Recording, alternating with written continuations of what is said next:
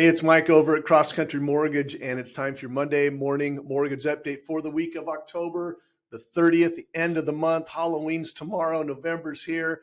Fall is in the air. There's no doubt about it. Hope you all had a great weekend. I had one of those fantastic weekends. Dinner with friends, did some fishing, great bike ride with my buddy Todd, who's doing a Ironman next month in Phoenix. So we did some training with him. Just had a great weekend. In fact, I got out on the river this weekend and checked this out on the Trinity with some friends of mine, steelhead fishing, world-class fishing on the Trinity.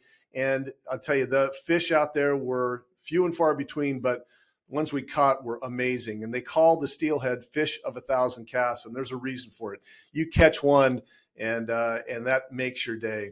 So what are we looking at this week in the market? I always try to give you tools, tips, tactics, things that you can use to go out and talk to your buyers and sellers and give them some impact and some insight on what's happening in the market. So last week we saw a 47 basis point improvement in the market. That's right.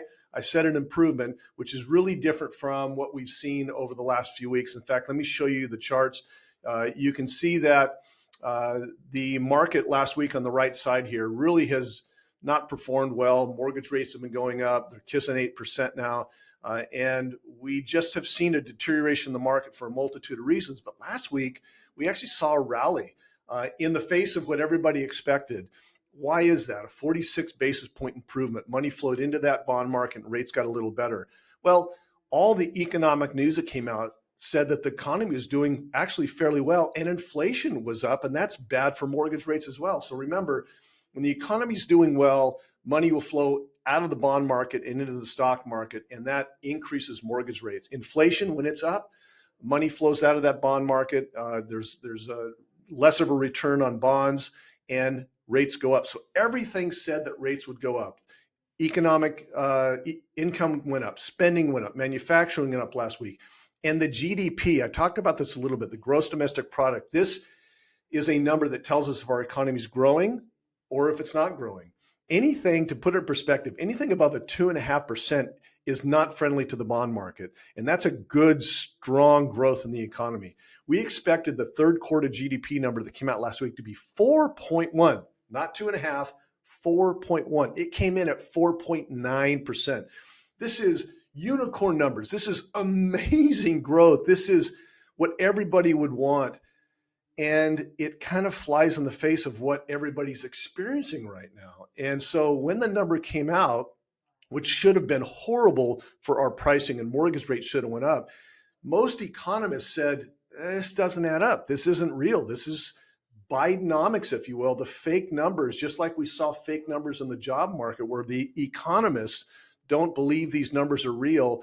And that's actually why our pricing got better, because the bond economists and the bond market were not putting their money in that space. So kind of an interesting dynamic that's happening here. So let's talk about what's happening in the economy this week that's going to impact mortgage rates. A lot of news. Actually, one of the most loaded weeks for economic news that we've seen in a long time. But I always try to give you three things. Federal Reserve, big meeting this week. Jobs and wage numbers are coming out this week, and then central banks. So Federal Reserve, they meet every 6 weeks. They raise that Fed fund rate. They lower that Fed fund rate. They don't do anything at Fed fund rate. We know they've been raising it every meeting since March of last year, 2022, except 2 times. And they're fighting inflation. That's why they're raising that rate. And we expect the rate to stay flat. They'll start their meeting on Tuesday, end it on Wednesday, have a meeting or a press conference at 2:30 Eastern time. Jerome Powell will come out and tell everybody what all the Fed members decided. And they're most likely, everybody expects that they'll leave that meeting alone. There will be no increase in the Fed fund rate because they've been baking our economy, moving it into recession, fighting inflation. And even though inflation numbers were higher last week or up last week, the expectation is they won't raise that rate. So we'll be paying a lot of attention to it. Bond traders are expecting the Fed not to do anything, and they've already priced that in to their bond numbers. Second thing is wages and income. Ton of information coming out on wages, jobs, and wages. Are we adding more jobs? Are we taking more jobs away? Is income going up? Is it coming down? Just every single day this week, there's massive numbers that can have a positive and negative impact on mortgage rates. So we'll be paying a lot of attention to that. The other thing about wages is the two of the three automakers, GMC is the only one, Ford and the former Chrysler are on the verge of accepting negotiations with the UAW, with the union. This is inflationary because increased wages. Will GMC, General Motors come along? We'll see, but there appears to be maybe a settlement and an agreement with the strike. The last thing is central banks. So Bank of England and Bank of Japan are having their meetings this week. Bank of England doesn't expect to do anything, but the Bank of Japan is really interesting.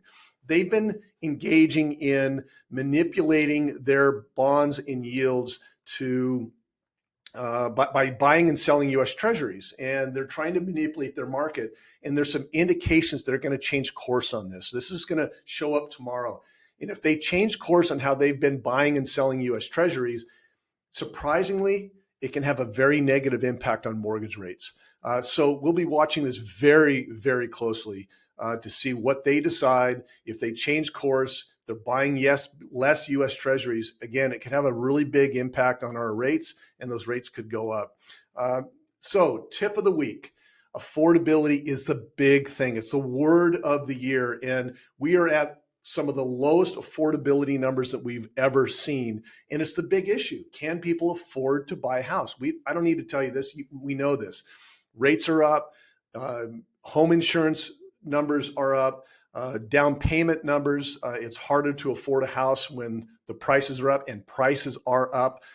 So at Cross Country Mortgage, our focus has been making homes more affordable by mortgage programs and strategies on how to lower rates, lower programs, lower down payments. So if you have somebody struggling to afford a house, give me a call. We have some amazing programs and strategies that we can help you.